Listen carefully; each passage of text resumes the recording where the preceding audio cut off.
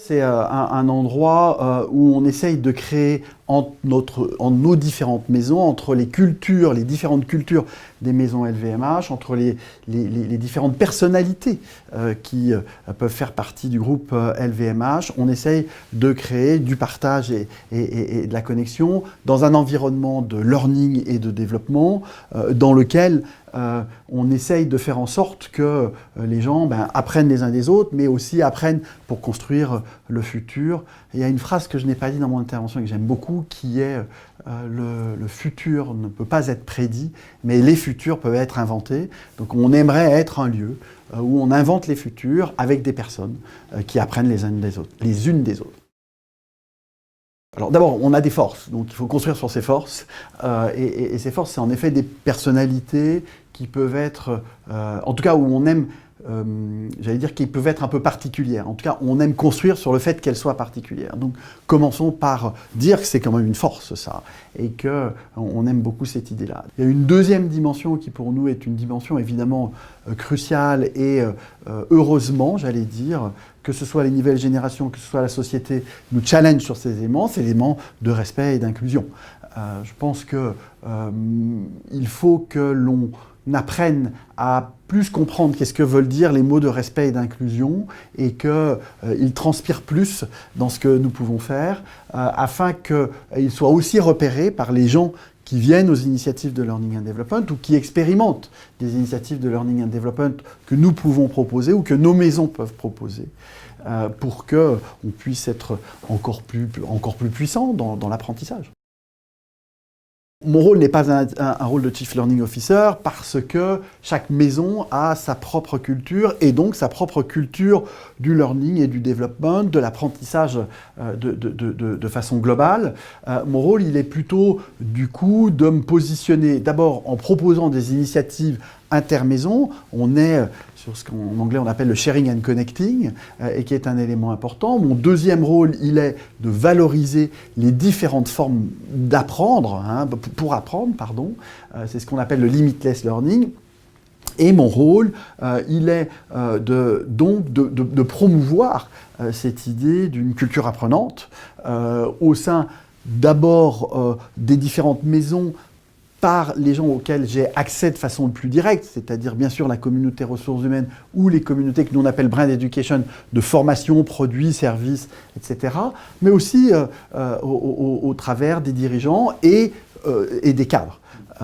Et en effet, on a eu cette discussion, et Agnès en parlerait mieux que moi, on ne pense pas à une culture dégoulinante qui partirait du haut pour aller en bas. Néanmoins, je pense que essayer de travailler sur une conviction pour ces populations, les populations que je viens de citer, de comprendre qu'est-ce que veut dire le mot learning et l'impact qu'il peut avoir sur leur quotidien et donc le business indirectement bien entendu, je pense que c'est ça mon vrai rôle. Et donc cette idée d'être Chief Learning Promoteur ou Chief Learning Sponsor est certainement plus fort que d'être Chief Learning Officer.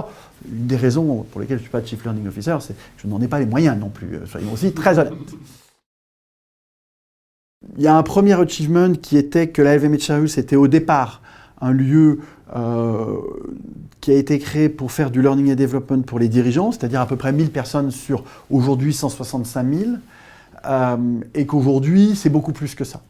D'abord, c'était un lieu à Londres, c'est plus qu'un lieu, c'est un réseau de personnes que moi je pense qualifiées, très qualifiées, d'ailleurs dont la légitimité est reconnue par les gens des maisons. La deuxième chose, c'est cette prise de conscience de L supérieur à C, le learning doit être plus rapide que le change. Et on sait que l'obsession de nos dirigeants et l'obsession d'ailleurs de tout le monde, pas du tout des dirigeants simplement, de chaque employé, de chaque talent du groupe LVMH, c'est comment je vais réussir à gérer ce change, comment je vais réussir à le dépasser pour en faire quelque chose de positif. On a la chance que jusqu'à maintenant, on a eu plutôt du succès au niveau du groupe avec ça. Et évidemment, il n'y a rien de pire que de se reposer sur ses lauriers. Et je pense qu'on est obsédé, on a une vraie paranoïa par rapport à ça aujourd'hui à l'intérieur du groupe. c'est une de mes obsessions qu'on ne soit pas obsédé par ça. Voilà. C'est-à-dire que alors, je vais dire une chose qui est un peu terrible, mais je pense qu'à partir d'un certain âge, on a des convictions qui deviennent des croyances. Et ça fait partie des croyances que j'ai forgées au fur et à mesure que j'ai travaillé dans les différents domaines dans lesquels j'ai travaillé pour arriver là où je suis aujourd'hui, qui est de croire qu'on passe trop de temps à essayer de mesurer exactement quel va être l'impact, et on ne passe pas assez de temps à essayer de récupérer des éléments qui vont nous permettre de nous améliorer. J'ai beaucoup plus envie, j'ai beaucoup plus faim de comprendre qu'est-ce qui se passe pour que j'apprenne mieux, pour que les gens comprennent que cette notion de learning est si importante, plutôt que d'essayer de savoir si j'ai 4,8 sur 5 et pourquoi je l'ai eu et d'où ça vient. Parce qu'à partir du moment où je commence à le faire, est-ce que ça veut dire qu'il ne faut pas qu'on ait des feedbacks et qu'on n'ait pas des feedbacks de rating par moment? C'est pas du tout ce que je dis. Ce que je dis, c'est faisons en effet, et je pense que dans le travail qu'on fait avec les équipes LVMH House, on est vraiment sur cet élément-là. Essayer de trouver tous les moyens, tous les angles qui vont nous permettre d'avoir du feedback, à la fois pour améliorer ce qu'on fait, à la fois pour proposer des innovations ou proposer des initiatives qui vont nous permettre de faire avancer le learning à l'intérieur du groupe LVMH. Mais voilà, commençons par ces éléments-là qui sont les éléments les plus forts à mon sens.